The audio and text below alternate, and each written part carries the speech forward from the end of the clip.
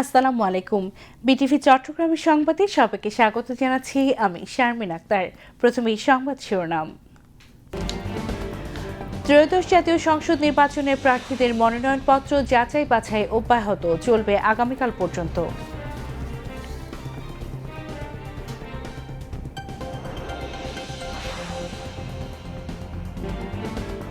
মাসব্যাপী ঢাকা আন্তর্জাতিক বাণিজ্য মেলা শুরু, পেপার ও প্যাকেজিং পণ্যকে প্রোডাক্ট অব দ্য ইয়ার ঘোষণা।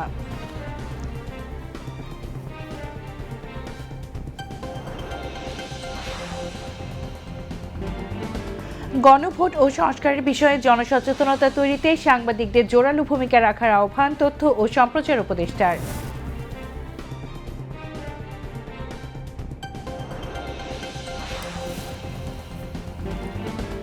সাবেক প্রধানমন্ত্রী ও বিএনপি চেয়ারপারসন বেগম খালেদা জিয়ার কবরে আজও দলীয় নেতাকর্মী সহ সর্বস্তরের মানুষের শ্রদ্ধা নিবেদন।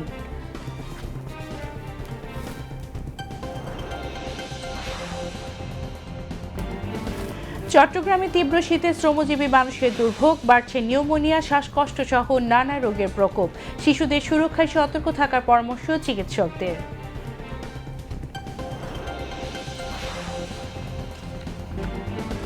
ভেনেজুয়েলায় মধ্যরাতে যুক্তরাষ্ট্রের হামলা, প্রেসিডেন্ট নিকোলাস মাদুরোকে স্ত্রীসহ আটকের দাবি ডোনাল্ড ট্রাম্পের।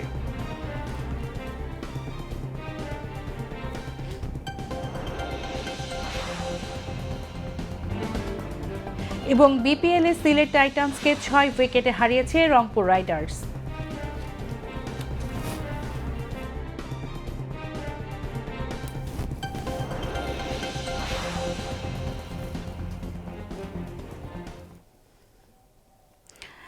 এতক্ষণ সংবাদ শিরোনাম শুনলেন, এবার বিস্তারিত।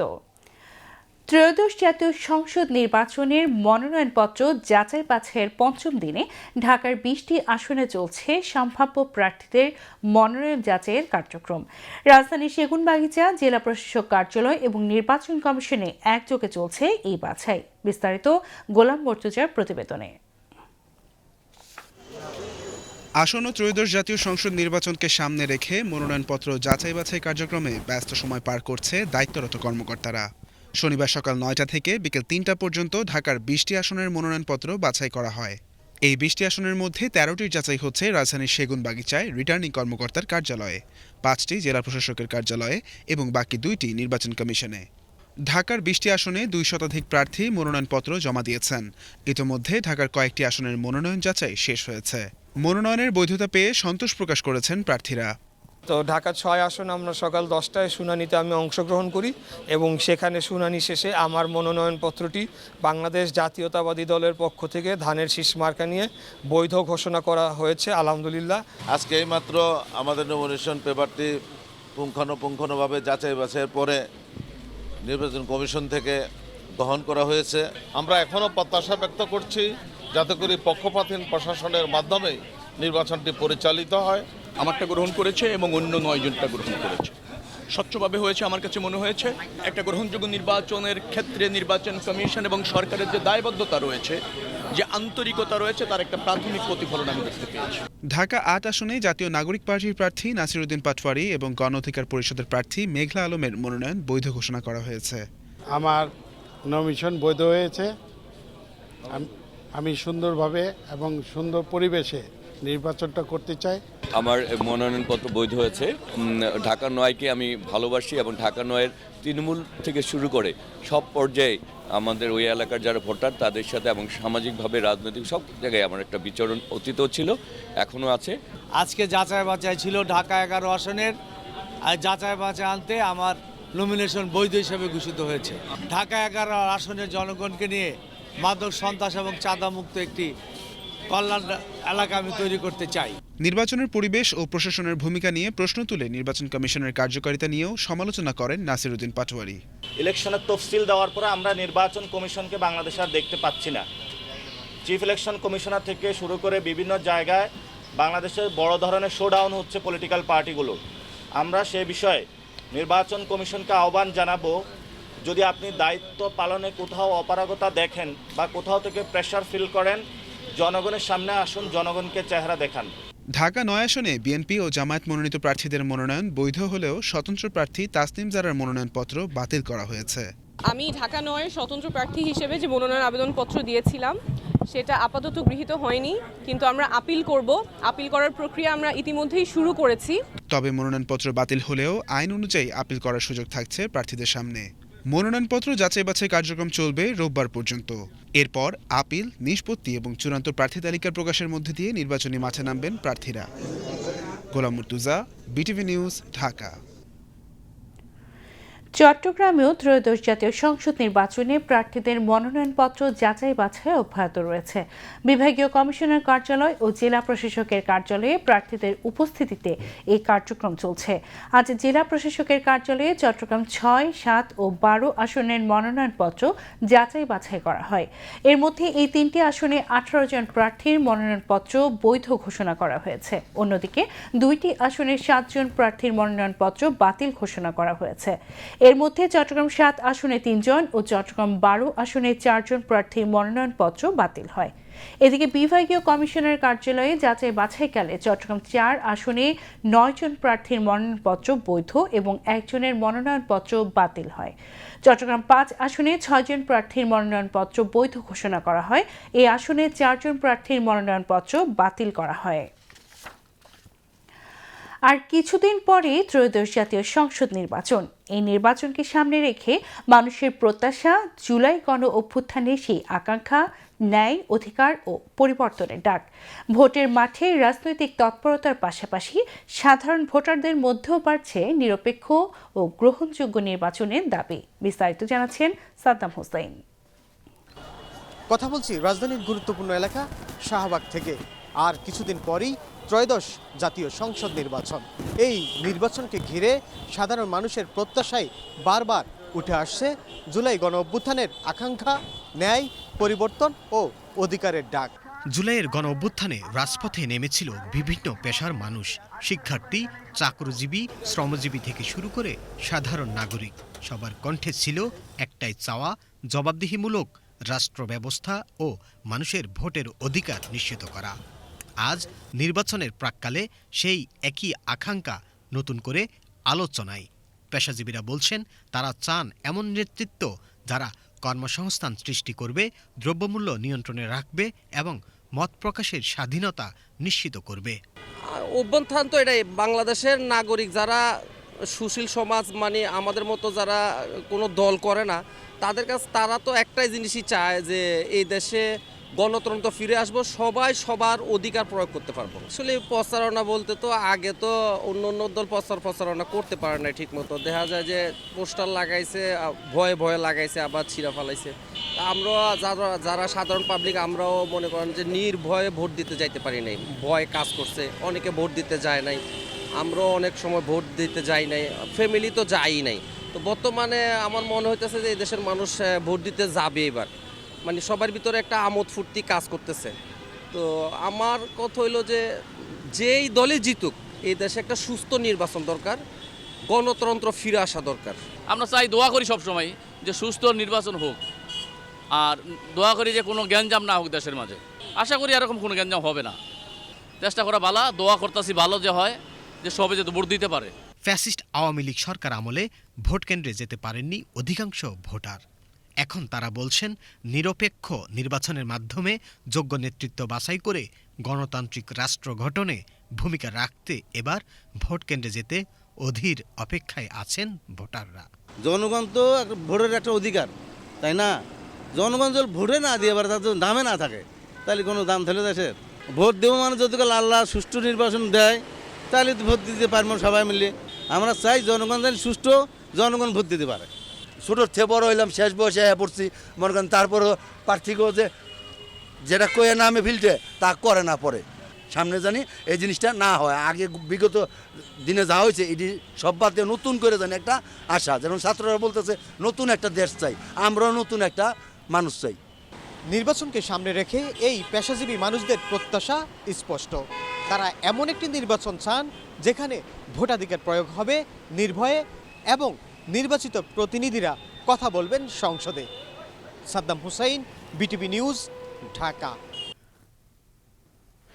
শুরু হলো ৩০তম ঢাকা আন্তর্জাতিক বাণিজ্য মেলা। সকালে পূর্বাঞ্চলের বাংলাদেশ চায়না ফ্রেন্ডশিপ এক্সিবিশন সেন্টারে মাসব্যাপী মেলার উদ্বোধন করেন বাণিজ্য উপদেষ্টা শেখ বশিরউদ্দিন। অনুষ্ঠানে স্বাগত বক্তব্য রাখেন রপ্তানি উন্নয়ন ব্যুরোর ভাইস চেয়ারম্যান মোহাম্মদ হাসান আরিফ এবং বিশেষ অতিথি হিসেবে বক্তব্য রাখেন বাণিজ্য মন্ত্রণালয়ের সচিব মাহবুবুর রহমান ও এফবিসিসিআই এর প্রশাসক মোহাম্মদ আব্দুর রহিম খান। বাণিজ্য উপদেষ্টা বলেন, ঢাকা আন্তর্জাতিক বাণিজ্য মেলার ৩০তম সংস্করণ দেশের ব্যবসা বাণিজ্যের ইতিহাসে একটি মাইলফলক।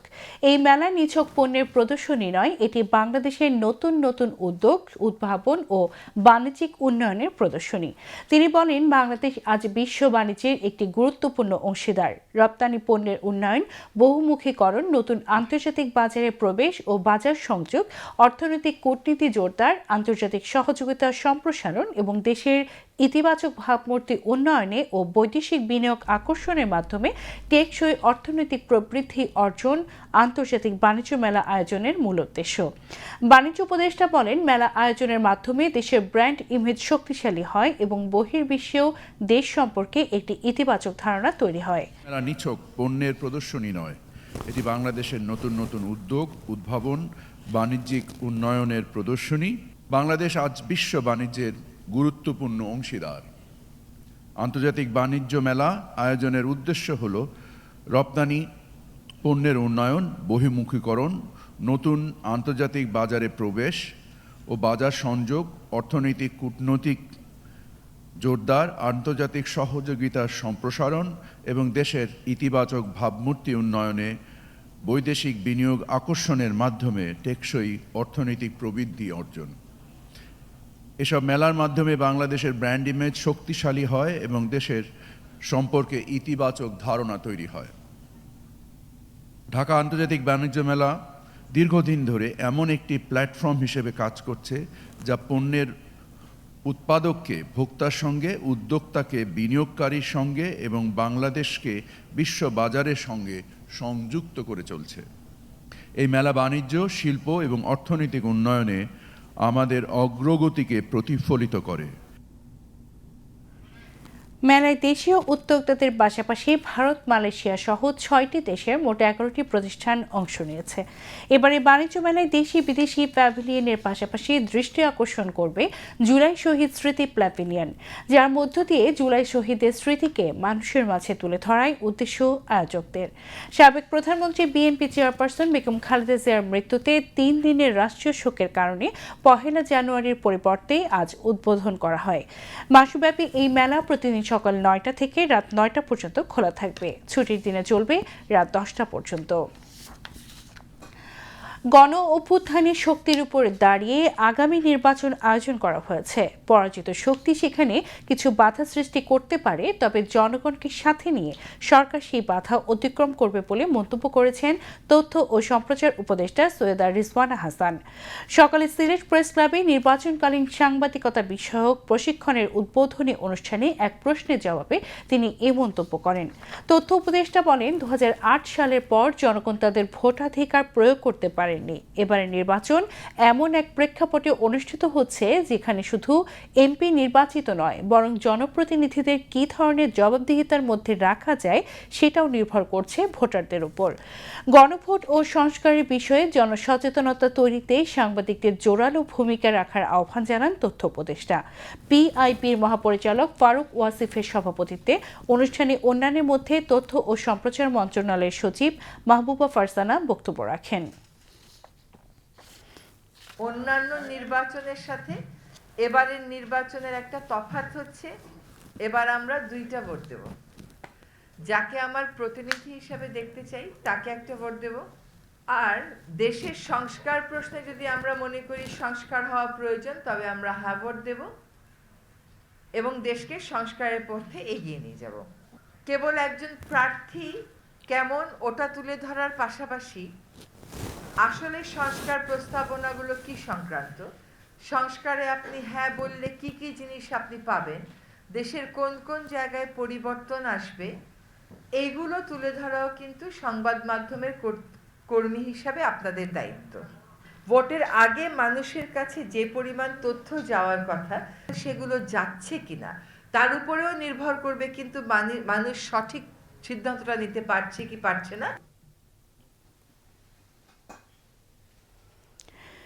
বিএনপি চেয়ারপারসন ও 3 বারের সাবেক প্রধানমন্ত্রী বেগম খালেদা জিয়ার কবর জিয়ারত করতে আজও সর্বস্তরের মানুষের ঢল নামে রাজধানীর জিয়া উদ্যানে। ফুল দিয়ে শ্রদ্ধা জানানোর পাশাপাশি প্রিয় নেত্রীর আত্মার মাগফিরাত কামনায় কোরআন তেলাওয়াত, দোয়া ও মোনাজাত করেন সর্বস্তরের মানুষ। বিস্তারিত জানাচ্ছেন শোয়েব আহমেদ। ভোর থেকেই ঘন কুয়াশা আর শীত উপেক্ষা করে রাজধানীর জিয়া উদ্যানে বেগম খালেদা জিয়ার সমাধিস্থলে আসছেন বিভিন্ন শ্রেণী পেশার মানুষ। সাবেক প্রধানমন্ত্রীর জন্য দোয়া, মোনাজাত ও পুষ্পস্তবক অর্পণ করে শ্রদ্ধা জানান দলীয় নেতাকর্মীরাও।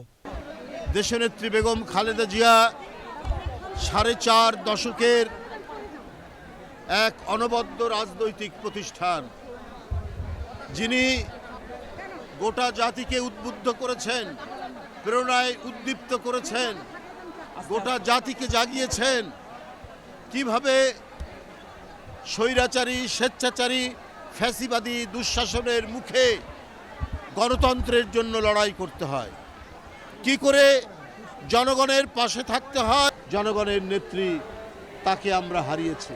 আজকে দেখুন, পরশুদিন থেকে জনতার ঢল নেমেছে, সারা বাংলাদেশের মানুষ আসছে, দোয়া করছে দেশনেত্রী বেগম খালেদা জিয়ার।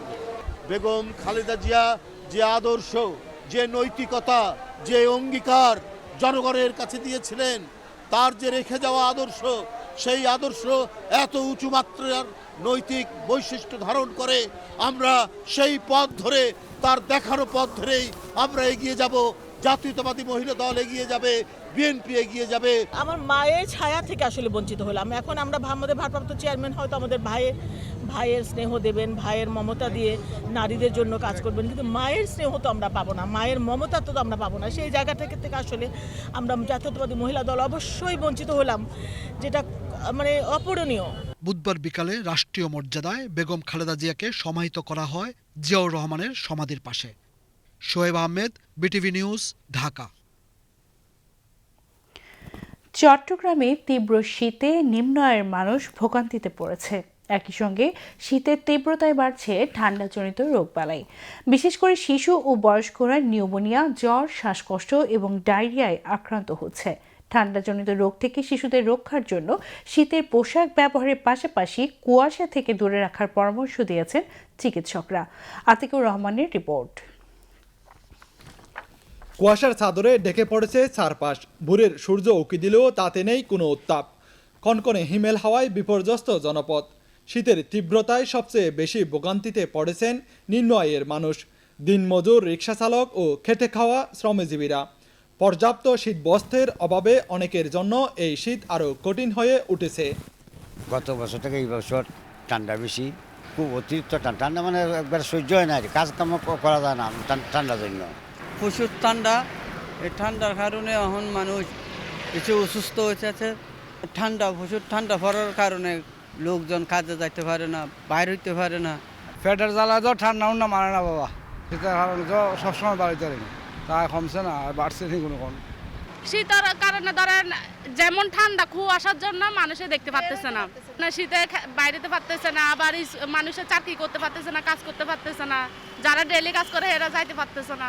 শীতের কারণে তো দুর্ঘটনাটা হয়, যেমন কুয়াশার জন্য অনেক সময় দেখা গেছে যে সামনের গাড়ি পিছনের গাড়ি দেখতে পারতেছে না, বা পিছনের গাড়ি সামনের গাড়ি দেখতে পারতেছে না। এই জন্য হচ্ছে এক গাড়ি আর গাড়ির সাথে হচ্ছে দুর্ঘটনার শিকার হচ্ছে। শীতের তীব্রতার সঙ্গে পাল্লা দিয়ে বাড়ছে রোগবালাই। বিশেষ করে শিশু ও বৃদ্ধরা আক্রান্ত হচ্ছেন নিউমোনিয়া, শ্বাসকষ্ট এবং ডায়রিয়ায়। দেশের সরকারি ও বেসরকারি হাসপাতালে বেড়েছে শীতজনিত রোগী। মানে প্রচুর ঠান্ডা লাগছে, নিউমোনিয়ার মতো হয়ে গেছে, ভিতরে বেশি ঠান্ডা লেগে গেছে। 7 দিন ভর্তি ছিলাম কক্সবাজারে সদরে, ওখানে যখন কালকে বেশি হয়ে গেছে এখানে পাঠা দিচ্ছে। এখন মানে অনেক কেসুনি বেশি, সারা রাত ছিল, আমরা গাড়িতে ছিলাম যখন, আর এখানে এসে ওইগুলা যখন দিছে তারপর একটু কম ছিল, আবার বেড়ে গেছে এখন। বাবু বিগত 4-5 দিন ধরে খুবই ঠান্ডাজনিত সমস্যা ভুগতেছিল। আমরা কাছের এক স্থানীয় ডাক্তারকে দেখাচ্ছি, ওরা দেখানোর পর বলতেছে কিছু ট্রিটমেন্ট দিছিল, বাট আমার মনে হলো যে ওই ট্রিটমেন্ট কাজ হচ্ছে না, দেন এখানে চিটাং মেডিকেল চলে আসা হচ্ছে আর কি। এখন এই সময় দেখতেছি এখানে হাসপাতালে এসেও অনেক সিট পেতে অনেক কষ্ট হয়ে যাচ্ছে, যেহেতু এখানে ঠান্ডাজনিত রোগ, নিউমোনিয়া জাতীয় রোগী বেশি। আর ওর তো ভালোই ছিল, হঠাৎ করে মানে ঠান্ডা এতই বেড়ে গেছে যে মানে শ্বাসকষ্ট হয়ে যাচ্ছিল, নিঃশ্বাস নিতে অনেক কষ্ট হচ্ছে। শেষে মানে আমরা এখানে মেডিকেলে ভর্তি করছি। ভর্তি হওয়ার পর এখানে স্যার নিউমোনিয়ার ট্রিটমেন্টটা দিছে। ট্রিটমেন্টটা দেওয়ার পর এখন মোটামুটি একটু সুস্থতার মধ্যে মানে আসছে। আসলে আমার রোগীর আগে ধরনের প্রবলেমটা ছিল না বেশি একটা। এবছরটা ঠান্ডার জনিত কারণে, ঠান্ডা বেশি হওয়ার কারণে একটু শ্বাসকষ্ট দেখা দিয়েছে। আমি হাসপাতালে নিয়ে আসছি, আসার পরে এখন বোঝা যাচ্ছে যে এই শ্বাসকষ্টটা হয়েছে মূলত বাড়ছে ঠান্ডাজনিত কারণে, ঠান্ডার কারণে। এখন আমার রোগী মোটামুটি একটু ভালো, এখানকার ট্রিটমেন্ট নেওয়ার পরে একটু সুস্থের দিকে। চিকিৎসকরা বলছেন এই সময়টাতে শিশুদের অতিরিক্ত যত্ন প্রয়োজন। বাসি খাবার বর্জন এবং গরম কাপড় ব্যবহারের পাশাপাশি কুয়াশা থেকে দূরে থাকার পরামর্শ দিচ্ছেন তারা। গত এক সপ্তাহ আসলে প্রচণ্ড শীত পড়েছে, তো আমাদের এখানে রোগীর মোট সংখ্যা যেটা, এটা মোটামুটি অক্টোবর নভেম্বরের সময় থেকে কিছুটা কম হলেও মানে সিরিয়াস রোগীগুলো বেশি ভর্তি হচ্ছে, এবং নিউমোনিয়া জনিত রোগী এবং ডায়রিয়ার রোগী, মানে হঠাৎ করে ডায়রিয়ার রোগী বেড়ে গেছে। নিউমোনিয়া তো এভারেজ সবসময় থাকে, তবে এখন যেগুলো আসছে এগুলো অনেক বেশি সিরিয়াস রোগী, আর ডায়রিয়ার প্রকোপও বেড়ে গেছে। ডায়রিয়াটা কিন্তু সাধারণত পানিবাহিত হয়ে আসে, ডায়রিয়ার জীবাণুগুলা মানে হয় খাওয়ার থেকে না হয় পানির থেকে ঢোকে। তো এই জন্য পরিষ্কার পরিচ্ছন্নতা সবচেয়ে হচ্ছে বড় প্রয়োজন, কারণ শীতকালে এর মধ্যেই দেখা যাবে যে চর্মরোগের প্রভাব বেড়ে গেছে। তো পরিষ্কার পরিচ্ছন্ন আমরা নিজেরাও থাকতে হবে এবং বাচ্চাদেরকেও পরিষ্কার পরিচ্ছন্ন রাখতে হবে। একটু গরম পানির ব্যবস্থা রাখা, বাচ্চাদের কুসুম কুসুম গরম পানি দিয়ে গা হাত পা মুছে দেওয়া, মানে ঠান্ডা বলে একেবারে মানে অনেকে দেখা যায় যে মানে বাচ্চাদের গোসল তো দূরে থাক, চেঞ্জটাও করে না, এক কাপড়ে 2 দিন রেখে দিচ্ছে। এগুলো যাতে না হয়, গরম করে টাটকা খাওয়া যেটাতে জীবাণুর আক্রমণ কম হয় এটা। আর আমরা যারা আক্রান্ত হই সর্দি কাশিতে, এরা ছোট বাচ্চা যত্ন নেওয়ার সময় একটা অন্তত মাস্ক পরলে প্রোটেকশন হয়। শীতের তীব্রতা যেমন বৃদ্ধি পেয়েছে তেমনই বেড়েছে মানুষের দুর্ভোগ। বিশেষ করে শিশু এবং বয়স্কদের মাঝে ঠান্ডাজনিত রোগ এখন জনস্বাস্থ্য ঝুঁকিতে পরিণত হয়েছে। তাই সরকারি এবং বেসরকারি পর্যায়ে শীতবস্ত্র বিতরণের পাশাপাশি চিকিৎসা সেবা আরও সহজলভ্য করার দাবি ভুক্তভোগীদের। আতিকুর রহমান, বাংলাদেশ টেলিভিশন, চট্টগ্রাম। এবার যাচ্ছি আন্তর্জাতিক সংবাদে।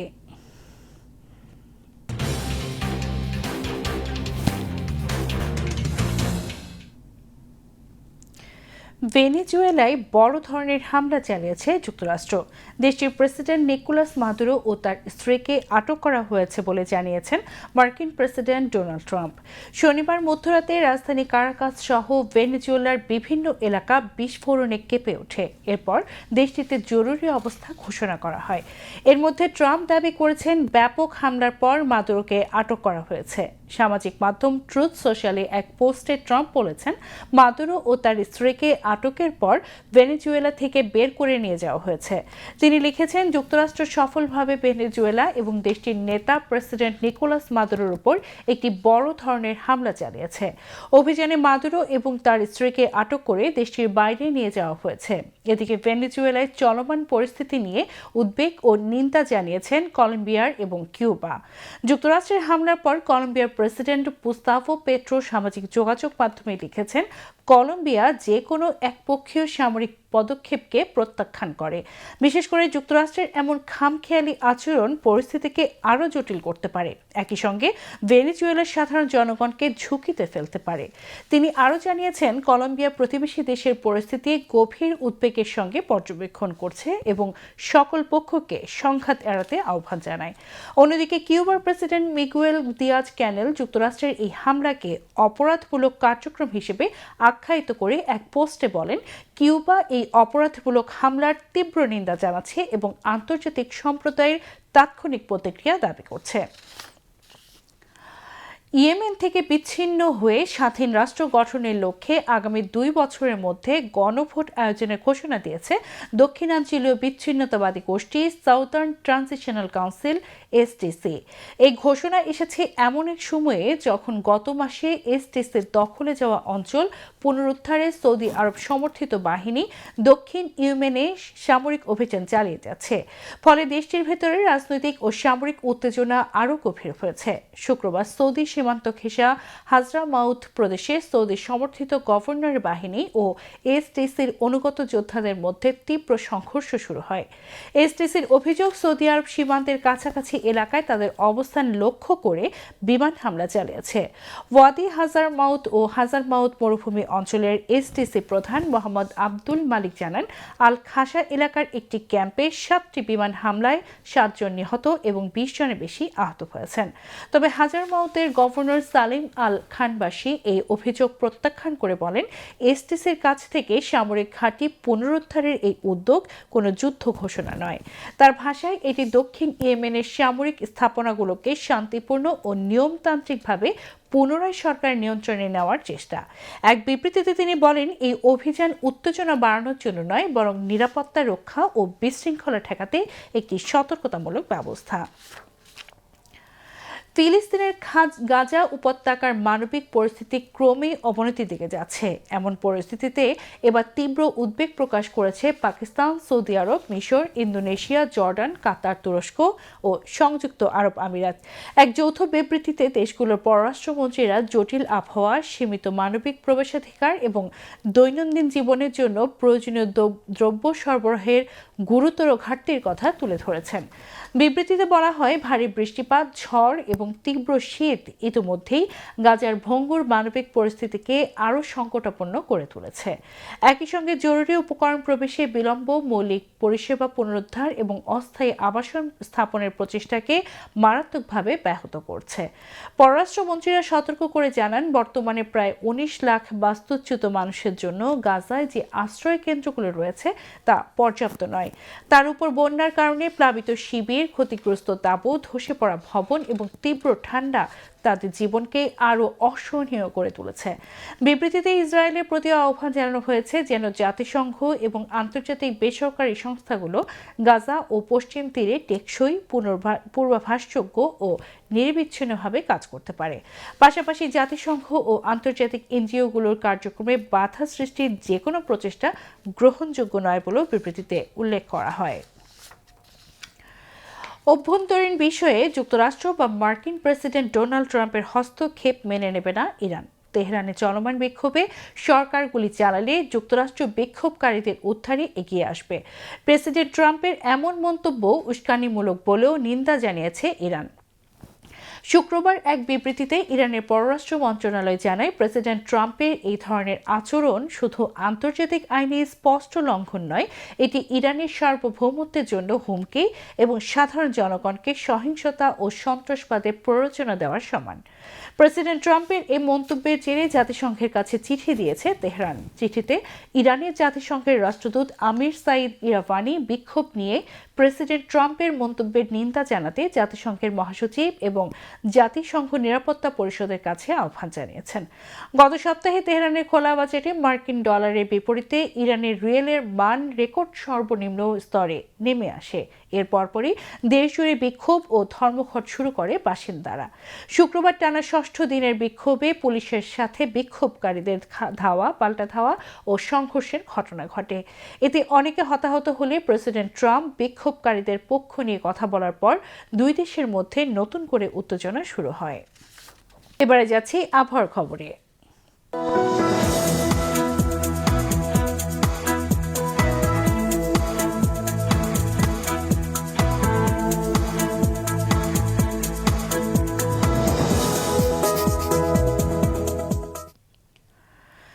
পতেঙ্গা আবহাওয়া অফিস জানিয়েছে, আগামীকাল সন্ধ্যা 6টা পর্যন্ত চট্টগ্রাম এবং পার্শ্ববর্তী এলাকায় আকাশ অস্থায়ীভাবে আংশিক মেঘলা সহ আবহাওয়া শুষ্ক থাকতে পারে। সেই সাথে মধ্যরাত থেকে সকাল পর্যন্ত মাঝারি থেকে ঘন কুয়াশা বিরাজ করতে পারে। রাতের তাপমাত্রা সামান্য হ্রাস পেতে পারে এবং দিনের তাপমাত্রা প্রায় অপরিবর্তিত থাকতে পারে। পরবর্তী 24 ঘন্টায় আবহাওয়ার সামান্য পরিবর্তনের সম্ভাবনা রয়েছে। নগরীতে আজ সর্বোচ্চ তাপমাত্রা ছিল 24.2 ডিগ্রি সেলসিয়াস, যা স্বাভাবিকের চেয়ে 1.8 ডিগ্রি কম, এবং সর্বনিম্ন তাপমাত্রা ছিল 12.8 ডিগ্রি সেলসিয়াস, যা স্বাভাবিকের চেয়ে 1.1 ডিগ্রি কম। আগামীকাল চট্টগ্রামে সূর্যোদয় 6টা 33 মিনিটে এবং সূর্যাস্ত 5টা 22 মিনিটে। এবার জানিয়ে দিচ্ছি কর্ণফুলী নদীতে আগামীকালের জোয়ার ভাটার সময়সূচি। ভাটা শুরু হবে রাত 1টা 1 মিনিটে, জোয়ার সকাল 7টা 58 মিনিটে। পরবর্তী ভাটা শুরু হবে দুপুর 1টা 32 মিনিটে এবং জোয়ার সন্ধ্যা 7টা 57 মিনিটে।